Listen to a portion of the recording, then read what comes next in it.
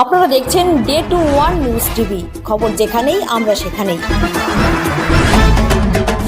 বাংলাদেশে এক মহিলাকে গ্রেপ্তার করল নৈহাটি থানার পুলিশ। নৈহাটি অরবিন্দ রোড এলাকা থেকে তাকে গ্রেপ্তার করে পুলিশ। ওই মহিলার সঙ্গে তার 2 সন্তান, এক ছেলে ও এক মেয়ে রয়েছে। ফরেন অ্যাক্ট মামলা রুজু করে তাদেরকে আজ ব্যারাকপুর আদালতে পাঠালো নৈহাটি থানার পুলিশ। পুলিশ সূত্রে জানা গিয়েছে ওই মহিলা বাংলাদেশের বরিশালের বাসিন্দা, নাম শোভা মল্লিক। আপনার নাম কি? কোথা থেকে ধরেছে পুলিশ? পুলিশ কোথা থেকে ধরেছে আপনাকে?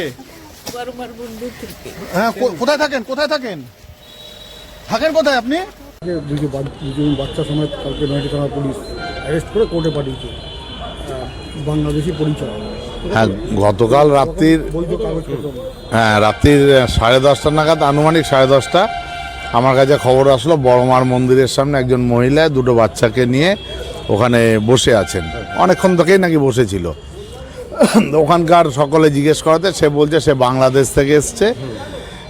যখন বাংলাদেশ থেকে শুনলাম, আমি সাথে সাথে নৈহাটি থানার আইসিকে আমি ফোন করি যে আপনি দেখুন একজন মহিলা 2 বাচ্চা নিয়ে এই গভীর রাতে বসে আছে। তারপরে আমি জানতে পারলাম যে বাংলাদেশ থেকে উনি এসছেন 2 বাচ্চা সমেত। নামটা শোভা মজুমদার, শোভা মল্লিক। তা আমি সাথে সাথে পুলিশকে বলি প্রয়োজনীয় যা ব্যবস্থা নেওয়ার। পুলিশ তৎক্ষণাৎ মহিলা পুলিশ নিয়ে সেই 3 জনকে নিয়ে যায় থানায়, এবং যতদূর জানতে পেরেছি তাদেরকে আজকে কোর্টে পাঠিয়েছে।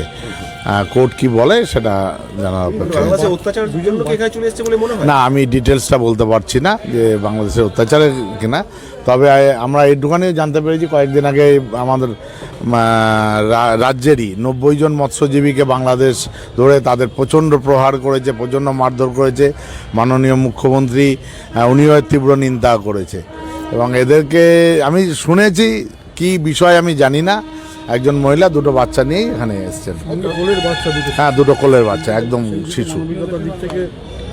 মানবিকতার জন্য দেখুন, এই ঠান্ডার মধ্যে সাথে সাথে বড়মার কমিটি ওদেরকে যা যা প্রয়োজনীয় বস্ত্র দেওয়া, কম্বল দেওয়া, সব কিছুর ব্যবস্থা করে দেওয়া হয়েছে রাত্রেই, এবং খাওয়া দাওয়ার ব্যবস্থাও করা হয়েছে।